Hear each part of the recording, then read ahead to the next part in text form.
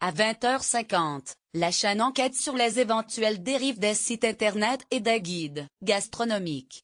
Alors que le guide Michelin vient de sortir son édition 2018, France 5 enquête sur le dessous des différents guides et sur les sites internet comme TripAdvisor. Le documentaire Restaurant.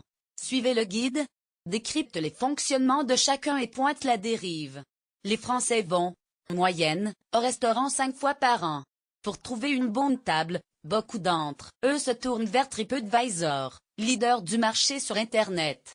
Ce site permet à tous les consommateurs de noter les établissements du monde entier et de donner leur avis. Quelques 150 millions de personnes le consultent dans le monde. Inévitablement, les dérives sont nombreuses. Rien n'empêche, en effet, un restaurateur d'écrire un avis défavorable sur un concurrent.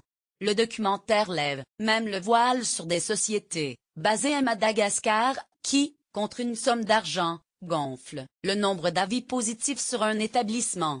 Le chef Grégory Cuiron, Top Chef saison 1, est propriétaire du restaurant 5 Mains, à Lyon, a son avis sur la question. C'est le problème des sites participatifs. Il y a toujours des gens mal attentionnés ou qui contournent les choses. Personnellement, je jette un coup d'œil de temps en temps à la moyenne de mon restaurant. Si la note baissait subitement, je me poserais des questions. Cela peut avoir une vraie incidence sur le chiffre d'affaires. Le Michelin et le Goemio sont les juges de paix. Grégory Cuiron. Les guides culinaires ont, eux aussi, un vrai pouvoir. Le Goemio et le Michelin, les deux références qui distillent toques et étoiles, font et défont les carrières des cuisiniers. Les critiques gastronomiques travaillent sous couvert d'anonymat. Difficile donc, pour les restaurateurs, de savoir si leur établissement a bel et bien été visité. Selon le reportage, il serait impossible pour le Michelin, qui n'emploie qu'une dizaine de critiques gastronomiques, d'aller dans les 3400 restaurants recensés. Certains ne seraient vus que tous les 10 ans.